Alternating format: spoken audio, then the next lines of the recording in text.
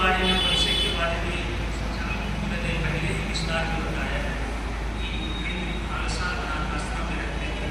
माता पिता भाई कोई नहीं, माँ पहले ही खत्म हो गई, पिता कुछ दिनों के बाद खत्म हुए, भाई 16 साल की उम्र में खत्म हुआ। एक अनाथ आश्रम में रहकर एक बच्चा उस समय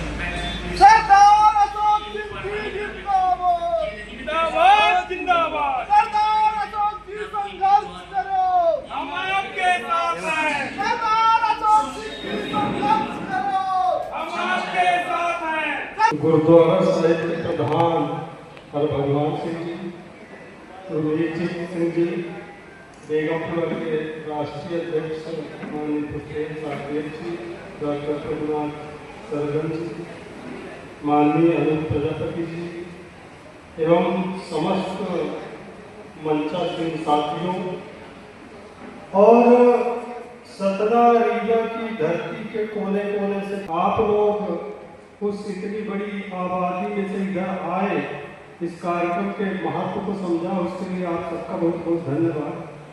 साथियों, अंग्रेजों ने यहाँ 200 साल तक शासन किया। 1757 से लेकर 1947 तक करीब 200 साल उन्होंने शासन किया और इन 200 वर्षों में करीब 47 ट्रिलियन डॉलर, अगर आप भारतीय रुपयों में उसको गिने तो करीब 47 लाख करोड़ रुपया यहां से लूट के ले गए और उन्हीं पैसों की बदौलत उन्होंने दुनिया में जो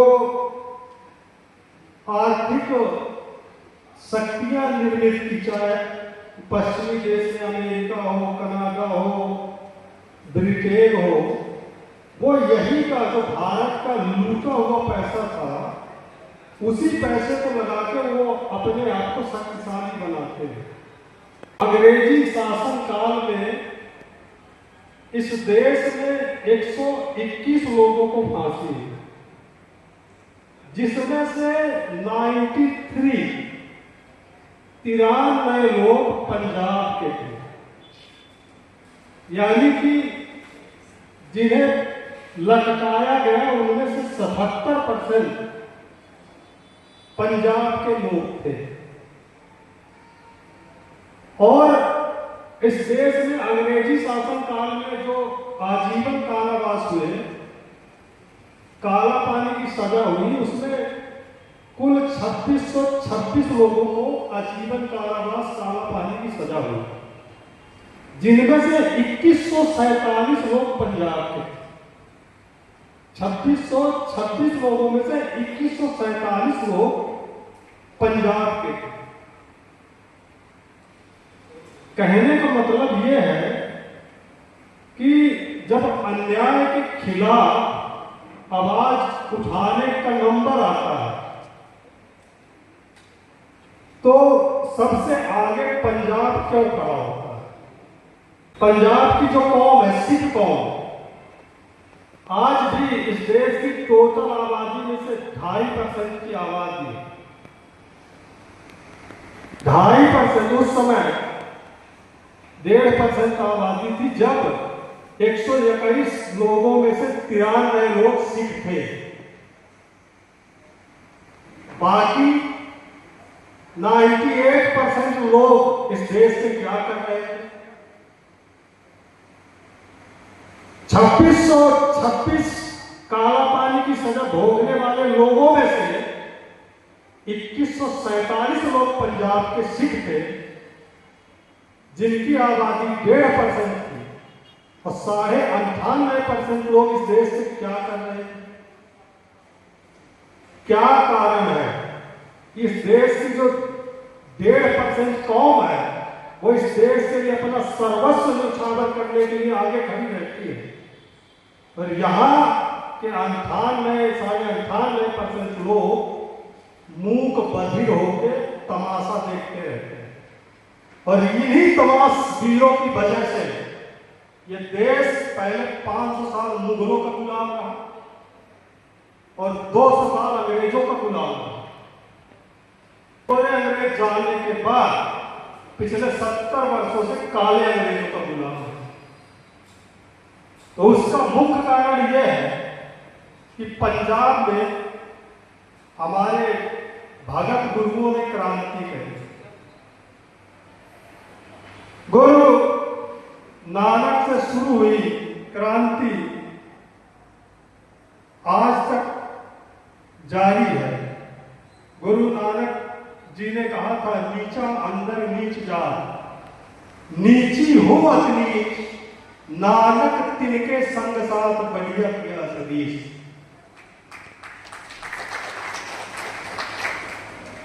गुरु नानक जी का यह संदेश था कि हम इस व्यवस्था में जिन्हें निम्न से निम्नतम बनाया गया, जिन्हें नीच अछूत कहा गया है, नानक और नानक का पंथ उनके संग साथ। हमारे गुरु ग्रंथ साहिब जी में अंग 345 में बेगमपुरा की जो दृष्टि है, जो विजन है, वो दर्ज है। और उस बेगमपुरा के बारे में अभी बहुत साथियों ने बताया। बेगमपुरा जो ये दृष्टि है, इसको भगत रविदास जी ने दिया। और भगत कबीर साहिब ने कहा, सूरा सो पहचानिए जो लड़े दीन के हे, पुरजा पुरजा कट मरे तबो न छड्डे खे। ये कबीर साहिब की वाणी है जो गुरु ग्रंथ साहिब जी में दर्ज है। कहने का तात्पर्य यह है कि सूरवीर उसी को पहचानिए, उसी को मानिए जो दीन दुखियों के लिए लड़े। और इस मानवता की लड़ाई में, इस मानव गरिमा की लड़ाई में अगर वो एक बार डट जाए तो चाहे उसका पुर्जा पुर्जा कट जाए, तब भी वो अपने पैर पीछे न खींचे। और इन सब सिद्धांतों को स्थापित करने के लिए हमारे गुरुओं ने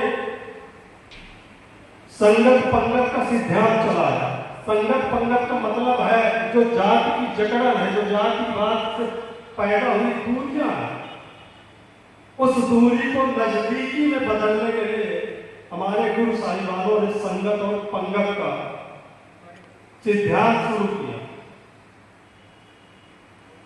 गुरु अर्जुन साहिब, 5वें गुरु साहिबान गुरु अर्जुन साहिब ने गुरु ग्रंथ साहिब जी का संकलन किया। और उसमें उन्होंने, जैसा कि अभी सिंह साहब ने बताया, 36 गुरु भक्तों की वाणियों को दर्ज किया। और वो उसमें से जो हमारे सिख परंपरा के गुरु हैं, उनमें से 5 या 6 लोग हैं। बाकी उस 36 में से 30 जो लोग हैं, वो कौन लोग? वो कबीर है, वो रविदास है। पूरे गुरु ग्रंथ साहिब जी में सबसे ज्यादा वाणियां कबीर साहिब की दर्ज, भगत रामदेव हैं। और भी जितने, जिनको इस व्यवस्था ने शूद्र अछूत नीच घोषित किया था, उनको, उनकी वाणियों को पूजनीय बनाने का काम 5वें गुरुपाद साहब अर्जुन साहिब ने किया। और उसका नतीजा क्या हुआ? जो जहांगीर की मंडली में जो इसके रतन थे, चंदू शाह, बीरबल जैसे ब्राह्मणवादी लोग, उन्होंने जहांगीर के कान भरने शुरू किए। ये जहांपना आपकी बातों को दर्ज नहीं कर रहा, ये हम जैसे विद्वान ब्राह्मणों की बातों को तवज्जो नहीं दे रहा, ये शूद्र अछूतों की वाणियों को सम्मान का पात्र बना रहा, पूजनीय बना रहा। और उस पूरे षड्यंत्र का नतीजा ये हुआ कि गुरु अर्जुन साहिब जी को शहीद होना पड़ा।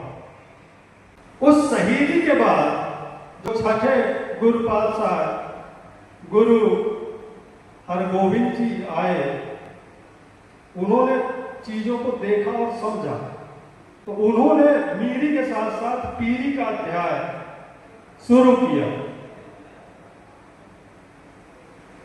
और ये 1606 में हुआ, और जिसको आज हम स्वर्ण मंदिर बोलते हैं, हरमंदिर साहिब, वहां उन्होंने 12 फीट का एक चबूतरा बनवाया, उसको हम कहते हैं अकाल तख्त साहिब।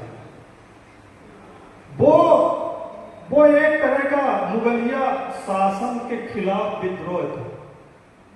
जो उस टाइम की जो मुगलिया शासनशाही थी, उसका जो बादशाह था, उसका चबूतरा 6 फीट होता था, और वो मुगल कानून था कि मुगल बादशाह से बड़ा चबूतरा किसी का नहीं हो सकता। तो गुरु हरगोविंद साहिब ने 12 फीट का चबूतरा बनाया और 2 तलवार धारण करके उस चबूतरे पे बैठे, और वहां से उन्होंने ऐलान किया कि आज से हम किसी शरीरधारी शासक की हुकूमत नहीं मानेंगे। तो इस तरीके से जो पंजाब का और जो सिख परंपरा का इतिहास रहा है, वो अन्याय के खिलाफ लड़ने का, अड़ने का इतिहास रहा है। और वो परंपरा, चाहे आप भगत सिंह को देखें, चाहे आप शहीद आजम सरदार उधम सिंह को जी को देखें, और चाहे अभी आप देखें, अभी इस देश में ये जो भारतीय जनता पार्टी की सरकार है, ये 1920 में 3 कृषि कानून लेके आए।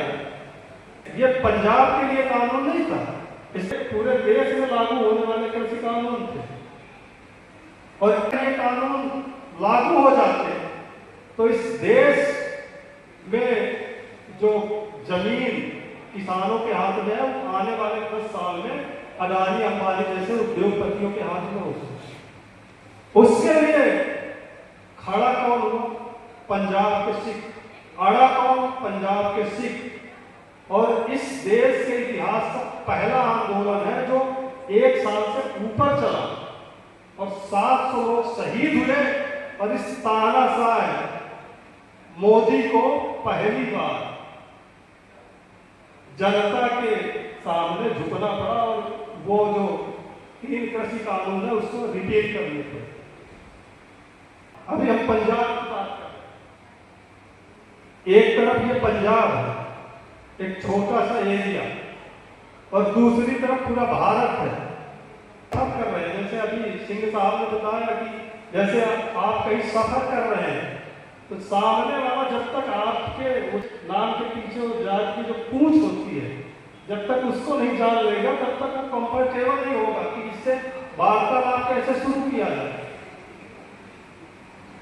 तो यहां हम कहते हैं राष्ट्रवाद। जब आप जातिवाद से बाहर निकलोगे, तब तो आपके अंदर राष्ट्रवाद की भावना आएगी। आप जातिवाद में ही डूबे हुए और आतंक में डूबे हुए, जब तक इस देश में जातिवाद रहेगा, तब तक यहां कोई राष्ट्रवाद पनप नहीं सकता। आप सोचिए, अगर 1757 में ही शहीद भगत सिंह, शहीद उधम सिंह, सुखदेव राजगुरु जैसे लोग खड़े हो जाते, तो $47 ट्रिलियन की लूट हमें न झेलनी पड़ी। लेकिन इस देश का दुर्भाग्य है, इस देश में जो अपने आप को तथाकथित भूदेव समझने वाले लोग हैं, मुख पुत्र जो लोग हैं, उन्होंने इस देश को इतना बांटा है जातियों में, समुदायों में, ये देश कभी एकजुट हो नहीं पाया और उसका खामियाजा इस देश के हर व्यक्ति को भुगतना पड़ा। जिस हम 47 ट्रिलियन डॉलर की बात कर रहे हैं, आज की जो आबादी है वो 147 करोड़ के आसपास। अगर उस 47 ट्रिलियन डॉलर को प्रत्येक व्यक्ति को डिवाइड करो तो करीब 26 लाख रुपए पर हेड आता है। इतना लूट के लेके गए हैं अंग्रेज हमारे देश से, और हमारी अपनी फूट के कारण, हमारी अपनी मूर्खता के कारण। और ये जो हमारी फूट है, ये हमारा बिखराव है, ये कहां से पैदा होती है?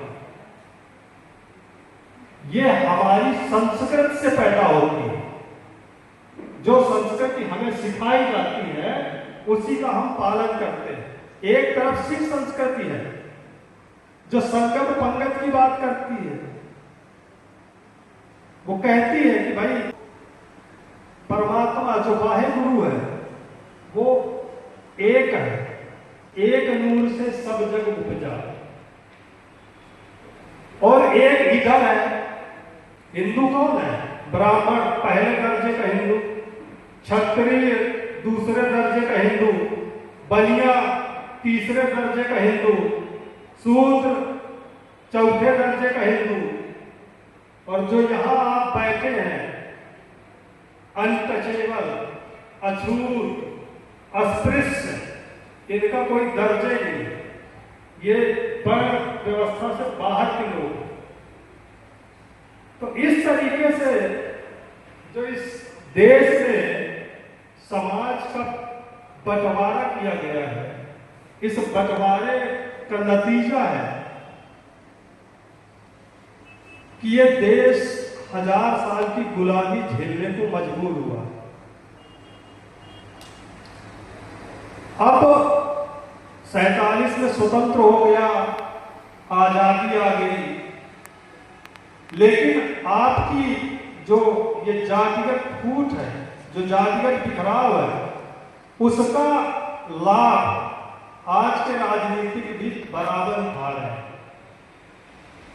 चाहे वो कांग्रेस का शासन काल रहा हो, हम नहीं भूले 84 में हरमंदिर साहिब में जो हमला हुआ उसको हम नहीं भूले, जो दिल्ली में नरसंहार हो नहीं भूले। तो चाहे कांग्रेस हो, चाहे भारतीय जनता पार्टी हो, ये अलग क्या कर रहे हैं? ये भी वही कर रहे हैं जो ब्रिटिशों की नीति थी कि जो आम जनमानस है उससे टैक्स के नाम पे वसूली करो, और जो पूंजीपति कुनबा है उसको मजबूत करो। और आपका 500 का बिजली बिल होगा तो आपके गले में हलक में हाथ डाल के वसूल ले। तो ये जो आज की सरकारें हैं, ये अंग्रेजों से बिल्कुल भी अलग नहीं है। जिस तरीके से गोरे अंग्रेजों ने हमारे देश को 200 वर्षों तक लूटा है, उसी तरीके से ये जो आज सत्ताधीश काले अंग्रेज हैं अपने चंद पूंजीपति साथियों को साथ लेकर इस देश की भोली भाली जनता को लूट रहे हैं। उस दौर में भी सरदार उधम सिंह, शहीद भगत सिंह, राजगुरु, सुखदेव सिंह जैसे नौजवान इस देश को बचाने के लिए आगे आए थे, और आज उसको आप जेन जी कहते हो। तो इस जेन जी को भी ये जो काले अंग्रेजों की गुलामी है, इसे समाप्त करने के लिए आगे आना होगा। मैं समझता हूं कि आज शहीद आजम सरदार उधम सिंह जी का जो ये 86वां शहादत दिवस है, इससे हमें यही प्रेरणा लेनी चाहिए। और नहीं तो कब तक हम और इस तरीके की जो जिल्लत है, इस तरीके की जो जिल्लत भरी जिंदगी है, कब तक झेलते रहे। तो आप लोगों को इसमें सोचना चाहिए, समझना चाहिए। साथियों, ये किताब है, इसका जो इंग्लिश टाइटल था captivating the simple hearted A struggle for human dignity in the Indian subcontinent, उसका मैंने इसका हिंदी अनुवाद किया है और इसको नाम दिया है फूल जो लहू में खिले। भारतीय उपमहाद्वीप में मानव गरिमा के लिए एक संघर्ष। इसमें जो हमारे 10 गुरु साहिबान हुए हैं सिख परंपरा के, उनका संघर्ष दर्ज है। और जो हमारे भगत हुए हैं, रविदास, कबीर, नामदेव जैसे, बाबा फरीद जैसे संत महापुरुष हुए, उन सब का संघर्ष इसमें दर्ज है। और जब मैं इस किताब का अनुवाद कर रहा था तो मेरे जीवन में बड़ा परिवर्तन आया और हमें लगा कि इस देश में मानवता, गरिमा, प्रेम, भाईचारा का अगर कोई सच्चा मार्ग है तो वो सिख ही है। उससे पहले मेरा नाम अशोक कुमार साकेत था और मैं सतना जिला में, आप यहां से जाएंगे सतना तो रामगढ़ के पास बगल में डिलौरा गांव है, वहां मैं पैदा हुआ। 2008 में मैं दिल्ली यूनिवर्सिटी पढ़ने गया। तब से मैं पिछले साल तक दिल्ली में पला बढ़ा, अपना व्यवसाय किया। लेकिन इस किताब ने हमको बदल दिया। जब मैं इसका ट्रांसलेशन करके फ्री हुआ तो मैं कंप्लीट बदला हुआ आदमी, चेंज आदमी। कहने का मतलब यह है कि इस देश में जिसको देखो आज नफरत की राजनीति करता घूम रहा। मैं किसी पर्टिकुलर एक दल, एक संगठन की बात नहीं करूँ। इस देश का चरित्र ऐसा हो गया है कि जिसको देखो वो नफरत की राजनीति करता घूम रहा। तो इस नफरत के माहौल में प्रेम का बीज कहां से बोया? कौन है वो जो इस नफरत के माहौल में प्रेम का बीज बोए? तो उस प्रेम का बीज बोने का काम सिख ही करते हैं। ये प्रेम, भाईचारा, मानवता और मानव गरिमा के लिए जो हमारे गुरुओं का संघर्ष रहा है, वो प्रेम का जो बीज है वो सिख ही करती है। तो मैं समझता हूं कि आज इस देश को सिख सिद्धांतों की बहुत जरूरत है। मैं ये नहीं कहता कि आप जो है तो दस्तार बांधना अनिवार्य है कि दाढ़ी बढ़ाना अनिवार्य है। मैं सिख सिद्धांतों की बात कर रहा हूं जो मानवता के लिए, इस दुनिया की मानवता के लिए जो सिख सिद्धांत है, जो हमारे गुरुओं का विचार है, अगर हम इनमें अमल करना शुरू कर दें तो ही हम इस देश को एक मानवतापूर्ण देश बना सकते हैं। समता, स्वतंत्रता जो हमारे संविधान की आत्मा है, जो प्रस्तावना बड़े लक्ष्यदार शब्द गढ़े गए हैं, इस उम्मीद के साथ कि ये देश एक दिन इन उद्देश्यों को प्राप्त करेगा, लेकिन वो सिर्फ अभी तक सिर्फ शब्द साबित हुए, वो साकार नहीं हो पाए। तो अगर हमें इस देश के संविधान में लिखी प्रस्तावना को साकार करना है तो हमें सिख सिद्धांतों पे अमल करने की जरूरत है।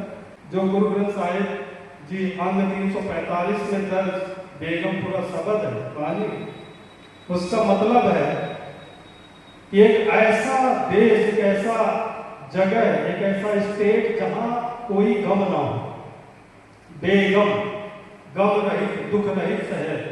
उसके आगे उन्होंने बताया है कि गम कहाँ नहीं होगा, जहां कोई जातिवाद ना हो, जहां कोई अशिक्षा ना हो, जहां कोई हद से ज्यादा टैक्स ना हो, जहां कोई धार्मिक आतंक ना हो, जहां कोई धार्मिक कलंक ना हो, जहां सबको आने जाने की पूर्ण आजादी हो, ऐसी जगह को भगत रविदास जी ने बेगमपुरा कहा, तो हमारी जो सिख कम्युनिटी है, देश दुनिया की जो हमारी सिख कम्युनिटी है, वो इस दुनिया को बेगमपुरा बनाने का प्रयास करती है। और मैं समझता हूँ हमारा जो हित है वो बेगमपुरा में सुरक्षित है, और वो बेगमपुरा तभी कायम होगा जब आप ये जो नफरत की राजनीति है, नफरत की विचारधारा है, व्यवस्था है, इसको छोड़ के आप हमारे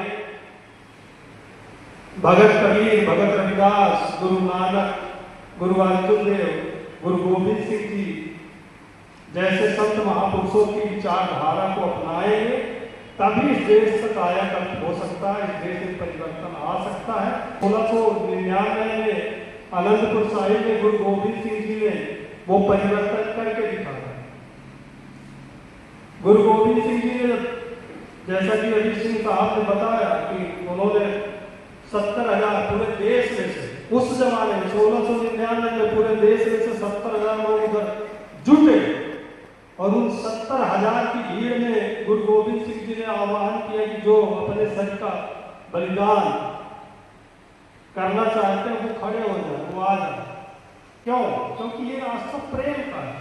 गुरु नानक जी कहते हैं, जो सो प्रेम खेलन को चाहो, सिर धर तली गली बोलियो।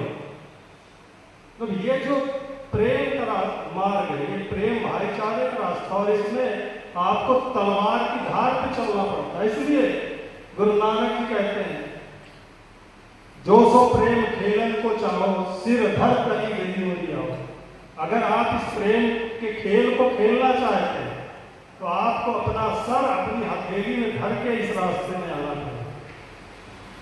वो इसी परंपरा को आगे बढ़ाते हुए गुरु गोविंद सिंह जी ने लोगों से आह्वान किया कि जो इस खेल को खेलना चाहते हैं, भाई सामने आ जाओ, अपना सिर देने के लिए तैयार हो।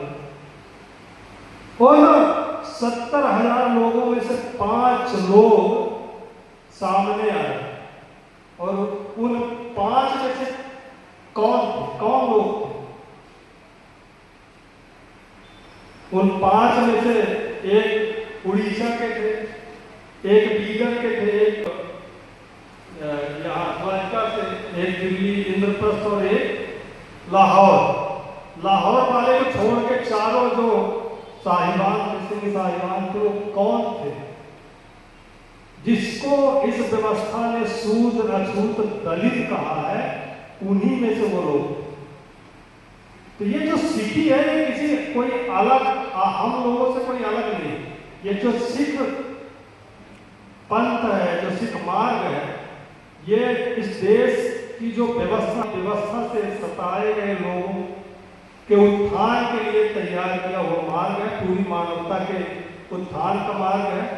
इसलिए अगर आप लोग इस दर्शन के बारे में समझना चाहते हैं, इस दर्शन के साथ जुड़ना चाहते हैं, तो ये कोई अलग विदेश का मार्ग नहीं, ये आपके अपने गुरुओं का मार्ग है।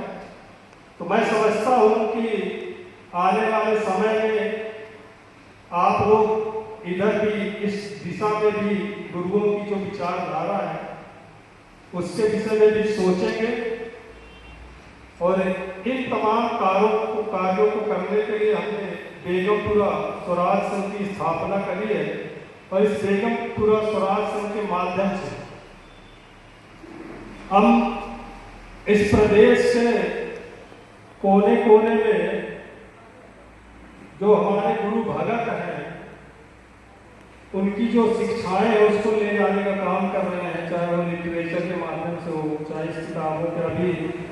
अभी कल ही मैं, परसों में दिल्ली से आया हूँ, डॉक्टर साहब के घर रुका हुआ, परसों ही मैं 5,000 ये किताबें छापने का अभी ऑर्डर दे के आया हूँ। तो हमारे जो ये बेगमपुरा स्वराज संघ की सोच है कि जो काम पिछले वर्षों में नहीं हुआ, वो तो बहुत पहले जाना चाहिए था।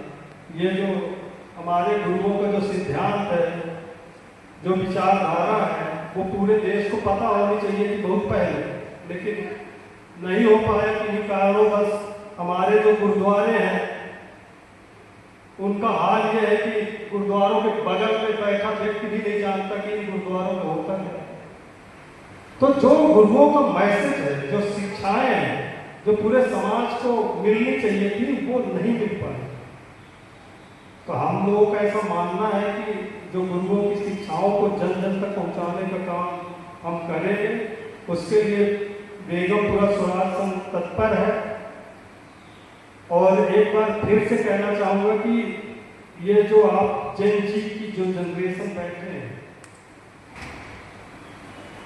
आपको एक बार फिर से संघर्ष को छेड़ना पड़ेगा। ये जो काले अंग्रेजों ने इस देश का कबाड़ा बना के रखा हुआ है, इनको कंट्रोल में लाने के लिए आप लोगों को संघर्ष छेड़ना होगा। और बहुत जल्द, अभी पिछले सप्ताह में आपने देखा कि कुछ हजार नौजवानों की जो मौजूदगी है, केंद्रीय शिक्षा मंत्री उनको इस्तीफा देने के लिए मजबूर कर दिया।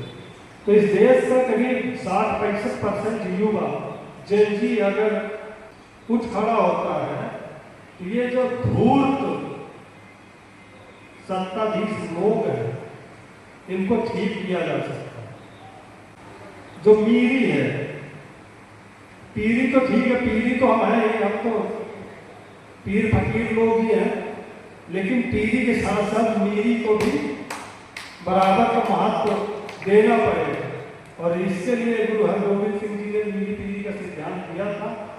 साथियों, इस हाल की जो बुकिंग है वो 5-5:30 बजे तक की है, और 5 बजे के बाद दूसरा कोई कार्यक्रम है, इसलिए ज़्यादा समय खींचना ठीक नहीं है। मैं समझता हूँ जो मुख्य मुख्य बातें थी वो हो चुकी हैं। एक बार फिर से आप सब लोगों का धन्यवाद करते हुए मैं अपनी बात समाप्त करता हूँ। वाहे गुरु जी का खालसा, वाहे गुरु जी की फतेह। बहुत बहुत धन्यवाद।